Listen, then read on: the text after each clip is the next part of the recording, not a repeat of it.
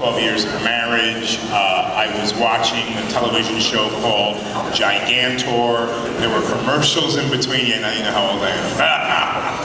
And I thought, my mother was a performer, so I watched her prepare to go on the stage as I was young, and I fell in love with it. I went to an audition at 7 years old for a Broadway musical called Maggie Flynn. I was accepted into the show, and it was a way for me to escape my family of origin. It was a way for me to make money to help my family survive, and but the number one thing it did for me was it gave me confidence, and it allowed me to find out who I was.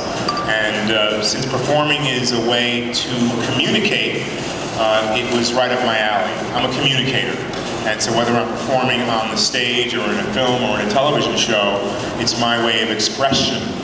And I venture to say that most all of you in the audience and some of you young people are looking for a way to express yourselves in your lives, and that coincides with your vocation and what you do. So I'll just say that I fell in love. That's the key.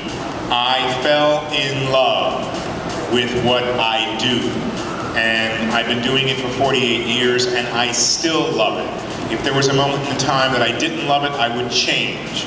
So if you feel stagnant in your lives, for all of you older folks in the room, don't be afraid to change. It's the key to being happy in life, is to loving what you do. So that's a long answer for your short question, but there's a little bit of a message in there for those who are listening for it. Absolutely nothing wrong with that.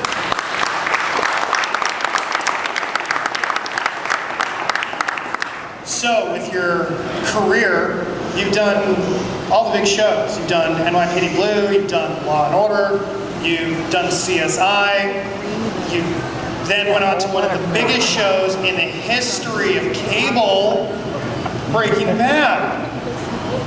How does it feel to climb that ladder as so? Because I imagine it was no easy feat by any means. You know, it hasn't been easy. Look, for those of you who really know my background, I'm half Italian and half black. I was born in Copenhagen, raised in Naples and Rome, Italy, came to this country in 1963, 64, just before the Civil Rights Movement, was accepted by blacks, wasn't accepted by Italians, learned how to play Spanish characters at a very young age because I wanted to work.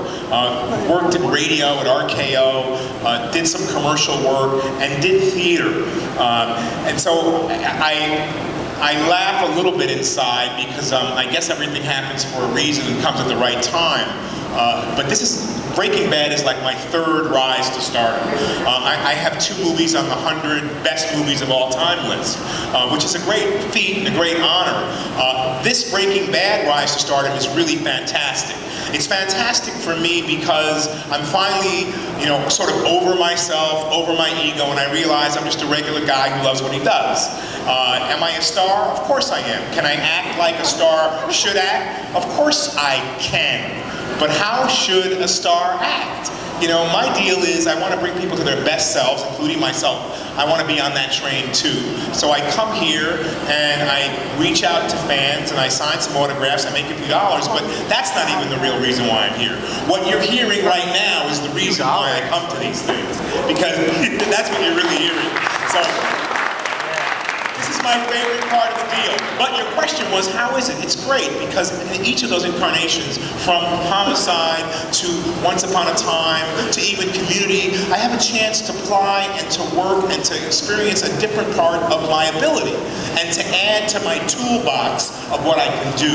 Of course, Breaking Bad was a really big, over-the-top moment for me. I gave myself an assignment, and this is what I do in my life. New Year's is for what? It's to be sort of in gratitude for the year that's passed, and it's to be in cultivation of the year to come, right? But it's also to set a goal for your life. This is a new year, it's like a new slate. Believe it or not, that new year comes every single day of your lives. So when the new year comes around, I'm looking to think, what is my assignment that I'm going to give myself, my goal, my challenge? What do I want to reach for this year? And with Breaking Bad, my assignment was to do nothing, was to experience silence. How often do we allow room for space? And that was the key to Gus. To be calm, to be relaxed, to observe more than anything. And that puts people off, even in a conversation. If I slow everything down and I really take you in, and you're not really with yourself, you are, I love it, I love this. See, that's where it's at. I'm digging this, because I'm seeing who you really are. You're not nervous, you're just looking right back into my eyes. You know, you can tell when people are comfortable in their own skin. And it's a beautiful thing. And I wish it for everyone. Sometimes we are, sometimes we're not. It comes and goes. But it comes through honoring who you are. Be here now, be present. So all of those, thank you, all of those pieces have guided me and built upon the ability for me to have something else in my skills, within my range, to be able to really put forth my self-expression. So every time I hope I get better. But you know, sometimes we fail, and in our country, in America, we look at that failure as being bad. There is no bad or good, there is no right or wrong, it's what's good for you. Take the best, leave the rest. And failure is a great thing, because it either puts you out of the game, and lets you know that you really weren't meant to be in the game, or you're gonna come back stronger the next time. I've been bankrupt twice. You know, so what? You know, I've come back stronger, and I'm learning from my own mistakes. What does Gus say? You never make the same mistake twice.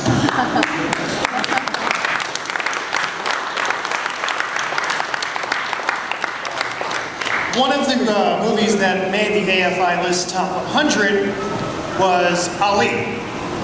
That also featured Will Smith, and you played his father, Cassius Marcellus Clay Sr. One of my personal favorite role models and athletes, so as a fan of the man's career and seeing you take that role, I have to say, bravo, sir. Oh, thank you. Thank you very much. So what are we worthy of? It's funny you mentioned that movie, because I'm a storyteller, and you know, Michelle in the booth next to me, her daughter's with Walking Dead, and she's up for a role in a movie that Will just dropped out of called Brilliance. So what did I do? The world is opportunity. Opportunity starts with you. Okay? It just is. What you think grows. As soon as you think it, it's in the universe. When you say it, it's further in the universe. When you write it with your own hand and not tap it, it's even further in the universe, and it's already moving to take fruition. Because the universe wants us to be happy. It wants us to be happy so we can make other people happy. So Michelle an hour ago tells me her daughter's up for Brilliance, right? And Brilliance, you know, it's with Legendary Films, they want a big star, it's a huge freaking movie, right? So instead of my mind could go like this, which is where most of us go. Am I ready for that? I'm not a big enough name, blah, blah, blah, blah, blah. Stop your thinking. What did I do? As soon as I got back out of the green room, I emailed my manager, and I said, Will just dropped out of Brilliance. I know Will for a long time. And I said, so convince him it's me. That's it. Out of the universe. Convince him it's me. I don't have a name Will Smith has, but who cares? Psychic cop, that's me, man. A dude who's psychic, who has a spiritual sense about himself, that role is for me. Whether or not they're going to take me or not, who knows? Whether or not I'm going to take it or not, who knows? But my manager wrote me back. Check this out. This is how the universe wants to serve each and every one of us up. My manager wrote me back 2 seconds ago and said, oh my God, we're already talking to them about another movie that Will is attached to, and how did you even feel that he was, I mean, he's amazed that that even came about. But this is how collective consciousness works, and you never know what can happen. So put out the thoughts that you're not worthy, put all that away, and just do what you're supposed to do, because there's a higher power, a divine universe that does the rest. It's there for us. It really is. That's success. That's thinking that you can be all of who you want to be. And I love that movie.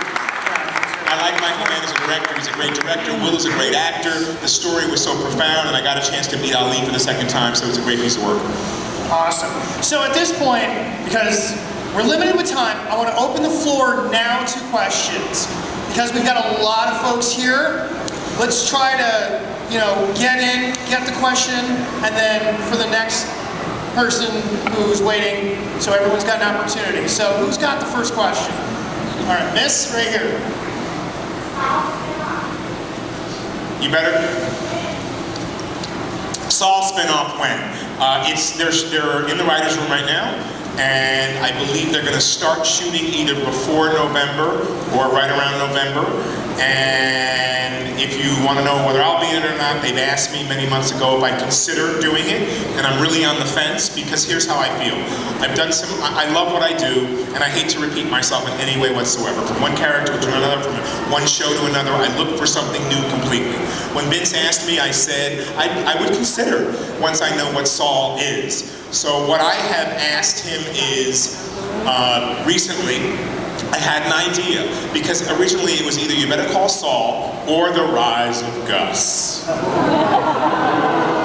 So he knew more about Saul, and he'd been talking to Bob Odenkirk for a while about doing a show, a spin-off, which he would be the star of. So I had my people say to Vince, I would love to come back for a couple of episodes, but it would hinge upon this. If I came back into Saul for a few episodes, then I would want to do a limited edition with AMC of The Rise of Gus next year.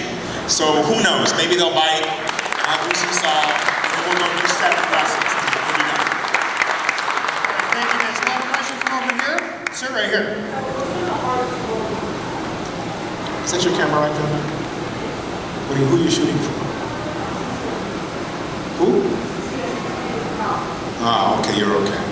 You're okay. Okay, your question? What's been the hardest role I've landed? All of them are hard. I had a young man come to me yesterday and say, what do you do in the room? And because I still audition. Like, I just tell him, what do you do? So, I said to him, I take my time. What will he ask me? What will give me the edge over anyone else auditioning in a room? You go into a room smaller than this, you have 10 people in there, they're looking at you, you have a scene partner, you're reading something off a sheet of paper that's a cold reading. They're all, and it's dead. They don't give you anything. So I figure it's my opportunity, just like every time you fill out a job application, or you're pitching yourself for a job, or you're trying to fill a position that you really want, you got to put your whole heart and soul into it. It doesn't matter. Most of us are nervous because we want to get it. So we're already at the end of the journey. We're already saying, we're judging ourselves in the moment. I'm not going to get it. All these things come up. I just slow it all down.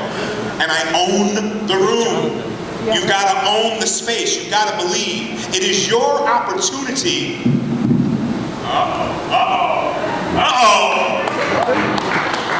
It's your opportunity to have your experience.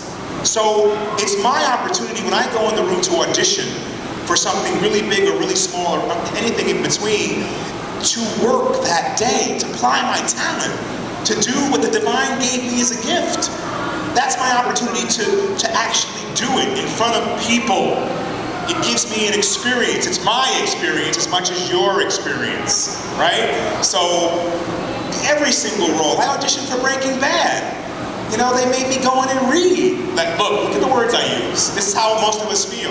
We got to change our vocabulary. They made me. I was happy to go in and read, because 3 or 4 years ago, I decided that every time I go in the room, I'm showing off my talent. I'm connecting with my essence. And it should make me happy. It shouldn't be a labor. It should be my opportunity to really tell my story, to tell my poem, to do what I was meant to do. And when I walk out, when I finish my auditions, I say thank you for allowing me the opportunity to work today, to play today. We think of work, we should use the word play, because life is play. And then we think about it differently. We get up to go to work? No, I get up to play every single day. I get up to play, to have fun, to engage, to be all of who I am. So it's a different way of conditioning our brains to thinking about what our vocation is, what our life's work is. It's something different. So they're all difficult because I got to get around my conditioning in thinking that I'm going in and maybe I don't know my lines completely. Maybe I haven't imbibed the character for a 2-page audition. I auditioned for Breaking Bad. I had no script. They only give me 1 page. I have to figure out and fill in the gaps of everything else. And it's J.J. Abrams. He never gives you anything for Revolution, and most actors hate auditioning for him. But I look at it like this. If I have 1 page and I don't know what the other 60 pages are, I can do whatever I want. Right? I have this 1 page of dialogue. And this guy could be this, he could be this, he could be this. And I get a chance to show them how creative I am in building a background for a character that I don't even know about. That is the ultimate play. And I don't care what you do in your life, if you're a garbage man, if you work for the college, if you're a journalist, I don't care what it is. We live in the world of creation. Check this out. Like, who made the world? Well, we don't really know. It could be the divine God, it could be the divine goddess, right? It could be that nature moved itself around, who moved the nature around. However it got here, I don't need to know that. But I know I didn't make it. I know it ain't man-made, right? So you dig? So I first start with the elements. Now, yes, I try to get out at lunchtime because we're in this basement, we have no light, we have no air, but we have each other, and we're digging on the con, right? It's fun. That's why I come to Comic-Con. We get people like her, look at her, look at that girl. Come on. This life is our load. It takes something off our back. It allows us to be in play. And this is why I come here, because I see people playing, and it reminds me to be young again, to be that there's no age, right? There's no differential. We put ourselves in these boxes. So first I have to, deconstruct my own psyche, and I have to come back to being able to play again, laugh a little bit, sing again, right? So this is the nature of what I do. And I venture to say, no matter what any of you do as a vocation, if you don't love it, get out. If you love it, find a way to play with it again, all over again like a child. All right. Now we have a question over here. Gentleman with the hat, waiting patiently. Out of all the roles that you played, which one would you say was the one that you related to the most?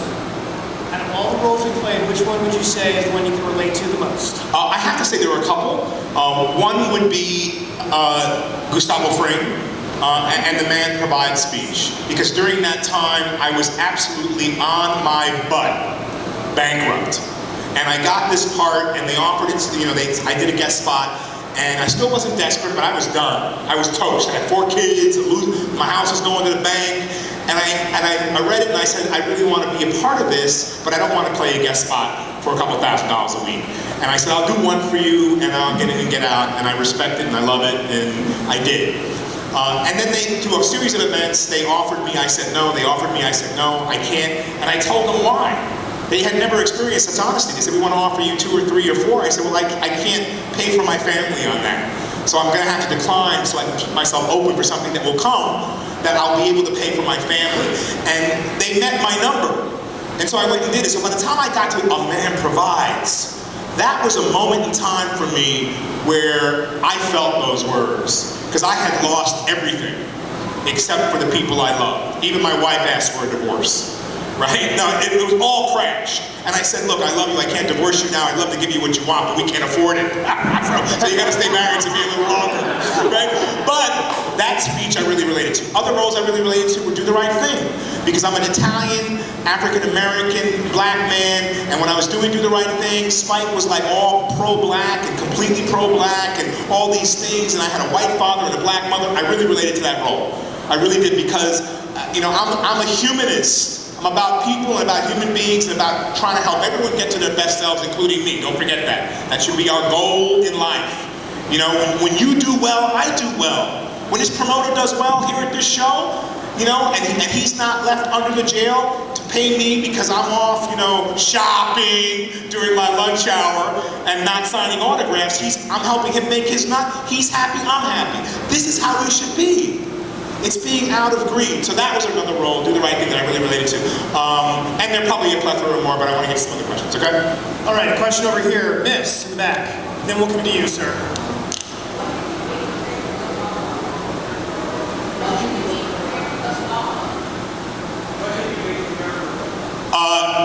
Okay, so we have learned to learn from entertainment. From watching film, from watching television, from hearing music, and sometimes we get better at what we do because we copy. And when I'm making a movie or doing a TV show, I don't go to the movies, I don't go to the theater, I don't watch television, I watch television very little. And there's a reason for it. It's because I ask the universe to allow me to be original. And so I gotta say this, and I do have some basics I'll get to you. your question, to be original is to be who you really are. There's no two fingerprints that are alike. There's no two human beings that are alike. To find your essence and then live it and allow people to see it is really what it's about. I don't try to be anybody other than who I am. And I want to be able to live strongly and presently in that. There's no two human beings that are alike. You're all originals, and you all have something to offer, and you all are walking this earth walk for a reason. And that reason you have to find. I wanted Gus to be so relaxed. I worked with an actor years ago named Eddie Olmos in Miami Vice. I love Eddie, yeah. And Eddie was playing this cop, and I went to rehearse the scene the first time I was in that show, and he did absolutely nothing. And I went, what's up with this dude here? Like he's just like, he's got no pulse. He had no pulse, he had no emotion, he had no nothing. And I thought, what a brave move that was. How brave to do nothing. So actors love to act, and I'm Italian on top of it. I gesticulate, I emote, I'm emotional, I get excited. I wanted to leave all that behind. And I thought for 1 second about Eddie's performance all those years ago, and I went, I want to try to be able to emulate that kind of calm, but I want to add to it a stillness. I want to add to it an introverted look inside. So if you're looking inside, you're immediately very aware of your own mechanism. You're very aware of the level of your voice. You're aware of when you move your arms, when you change your view, when you look a different way. We live lives that's controlled by your will. So you talk about the will to live. Will controls everything. It controls me picking up this hat, this water, looking over there. Your will clicks in first to allow your motors to do it. And I wanted Gus to be so in control of himself that he was in observance of other people from being in observance of himself. So that was what really started to motivate the character. Then the second motivation was hiding in plain sight. How many of us hide from our own selves and are afraid to be all of who we are? We shrink because we're not good enough, because we judge ourselves. Or we're over the top big because we're insecure and we want to be the joker and we want to make people happy and be the people pleaser. So for me, I wanted to have a guy who was hiding in plain sight, who gave to the fun run, who took care of the hospital, who really did, and a big part of Gus really wanted to bring people to their best self. He helped chemists. Not bad. That they, with Max, he took off the streets of El Salvador, and he wanted to help him reach his goal. So again, I created a character that was not black nor white nor good nor bad. Yeah, he was bad enough. And the meth could have been toothpaste. You know what I mean? He was a businessman. And he had, his undoing was vengeance.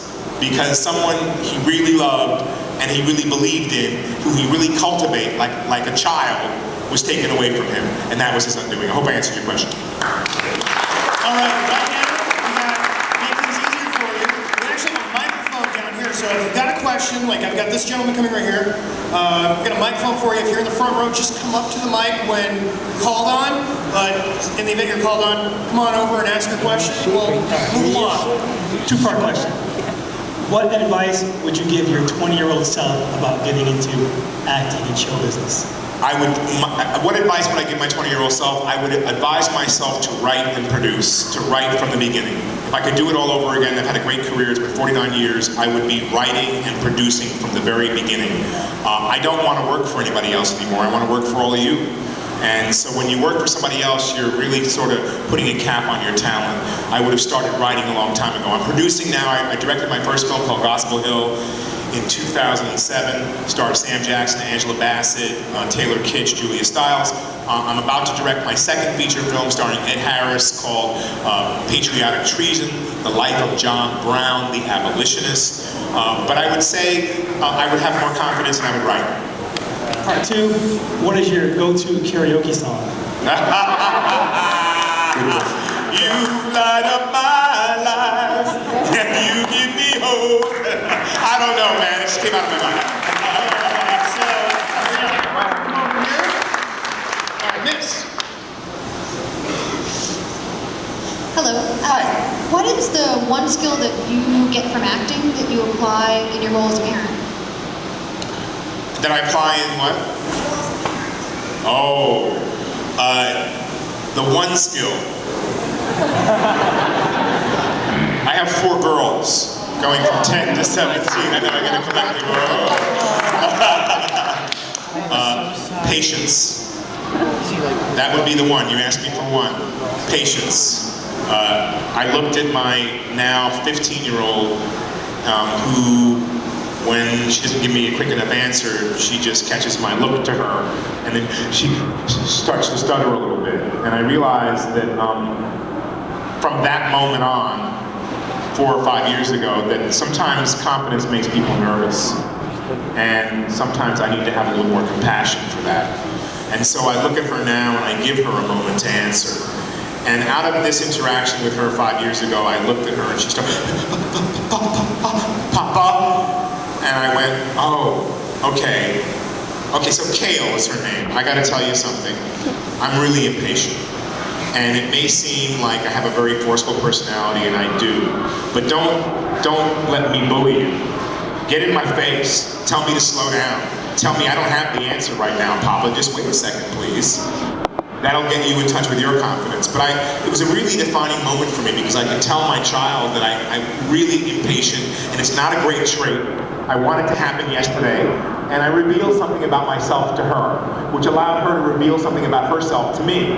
And so now we have a different relationship, and that continues. So the one great thing, and I'll tell you why. My business is hurry up and wait. I come in, I gotta be at 5 a.m. in the morning. I'm like, why? They don't need me on set till 7. Well, you gotta get dressed, you gotta go do makeup, you gotta do all these things. And then 7 o'clock comes, 8 o'clock comes, 9 o'clock comes in the morning, and I'm like, I could be home in bed. And I'm impatient. And you finally get on the set at 10 o'clock, and still you do a rehearsal, and I'm ready to fire. So now I gotta time it a little differently. And I do, after all these years. I know when it's getting close. I can feel the room. I can feel when it's just about to jump, and when they're gonna want me on set and call action. And that's when I have to save my energy for. So before I'm acting like a diva. I'm ready, let's go. But you know what? The truth of the matter is the lights aren't ready, the actors aren't ready, the lines aren't done, the makeup's not done. I gotta wait, and I gotta make sure I'm ready when they're ready. I mean, and not only ready physically, ready emotionally. What I do is taxing. What I do, how does my body know the difference when I'm cutting somebody's throat, cursing somebody out, shooting someone? That's why I do yoga. My body doesn't know the difference. My body comes out of that going, oh my God, you just killed 5 people. And emotionally, and that comes from James Garner, a story from James Garner, who told another young actor years ago, how does your body, and it made me think, how does your body know the difference? It doesn't. I do really horrific things on TV sometimes. Sometimes I do really great things and good things. Some of you haven't seen me in some of my better good roles with my little angel, halo around my head. But I do. So the body doesn't know. So when I finish working, equally so when I finish a play, doing a heavy scene, I allow myself time to come down. I just take my hands and throw it off me. Get away from me. You know what I mean? When I finish Gus, I want Gus away, gone. Because it's a whole walk, it's a voice, it's a whole chilling feeling that I put out there. So the one thing I learned, and there are many more, but you asked me for one, was to cultivate more patience. And know that I'm, like in my life, I'm a lifer in my business. So why not be patient and time it? Did I ever think I was going to be as big as I am now? I always wished for it. As soon as I gave up the wish for it and realized I'm a character actor, then here it all comes. I could walk around and nobody knew my name. It hasn't changed. People now think I'm Gus. That's not my name. But did I ever, when I walk through an airport now and everybody knows who I am, I laugh. Because you know what? sometimes you get what you ask for, so be careful. And so every time I take that puffing breath and go, oh my God, I can't even get to the airport, another autograph, another selfie, I go, baby, this is what you asked for.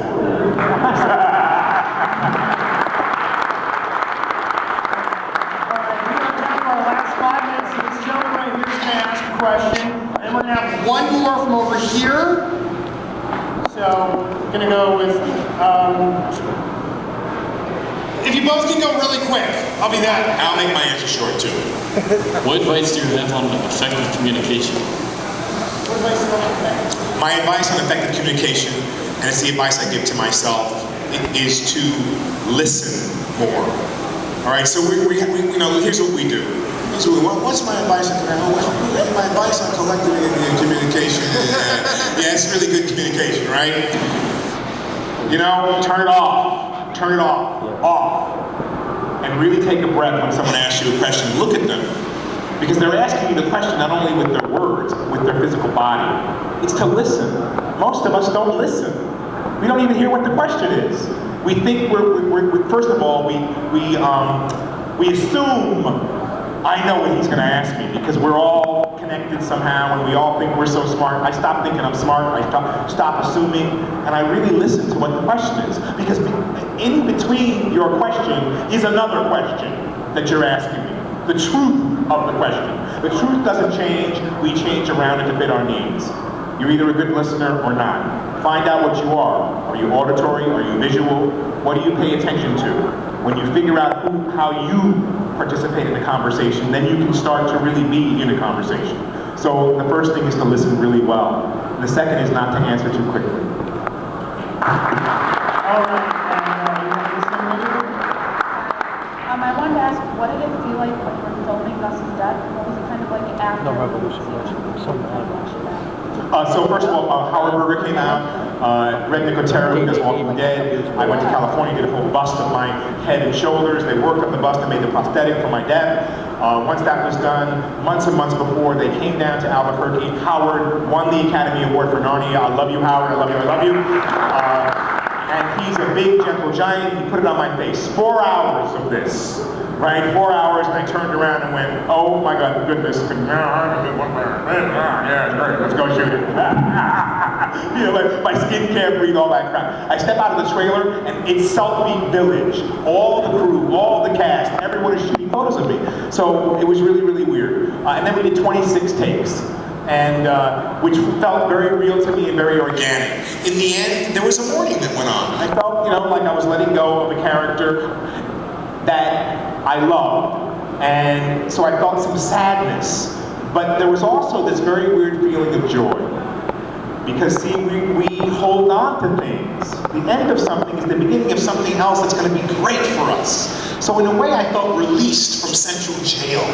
I felt like, wow, finally I can let Gus go, I'm done, I've done 3 seasons, whatever it was, and I can start anew again. And this is a great, great feeling. It is a feeling that has us sometimes feel like, oh my God, what's next? I gotta feed the kids, I gotta do this, I gotta do that, I got my mother who's 87, I got bills, like, all that. If you can still the mind and get rid of all that, it's a great time, because then there's a new something percolating.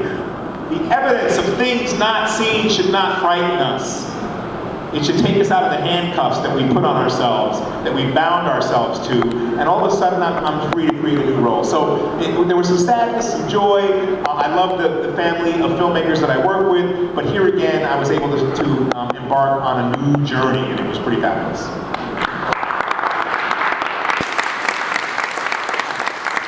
Obviously a very spiritual person.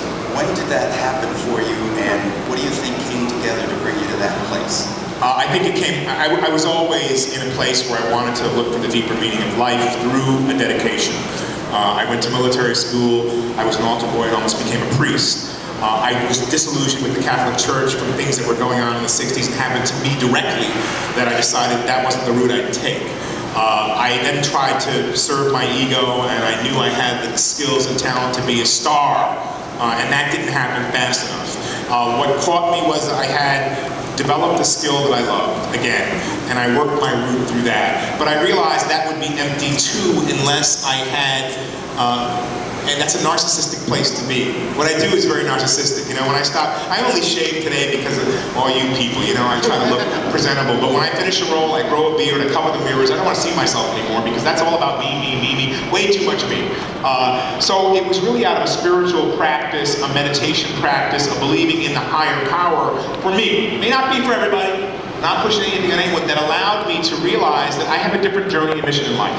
I coach actors, which I really love. I coach people, which I really love. I think in the end I'm not going to be an actor anymore. In 10, 15 years I won't be directing. I'll be sitting with people being a life coach because I want to see people get to where they need to go out of hearing, understanding that my experience hasn't been all roses, but I'm no longer, it changed for me when I wasn't sorry about it all. I mean, I still have the food stamp case from when I had food, they gave food stamp change. I keep all that to remind me of where I come from. But I'm no longer in a poverty mentality. I now have faith that the world, the universe, all of you will buoy me up. I almost killed myself about 6 years ago because I had so much insurance on me that my kids would live and all go to college and all be fine. And that was a crazy thing to do. So now I know that there's I now help other people because I realized I wasn't doing that enough because I didn't think I had enough to give. But there is no emptiness. So now I know I help other people, you're going to help me, I'm going to be around, whether I have money in my pocket or not doesn't make a difference. That doesn't matter. This is what really matters. This is it. This is what we have. We don't need all that we think we need. Everything we need to know is already inside of us. We need to access that again through silence, silent prayer, silent meditation, silent walk, being quiet, getting in touch with ourselves, setting our goals. And if your goal that you have in your life is about serving up our planet, and it's about the greater good, you're going to be supported. And so that is what I want my life to continue to be about, and that's what I hope, and if I had the power, and I think we all have the power to bless each other, so that's the blessing I wish for all of you.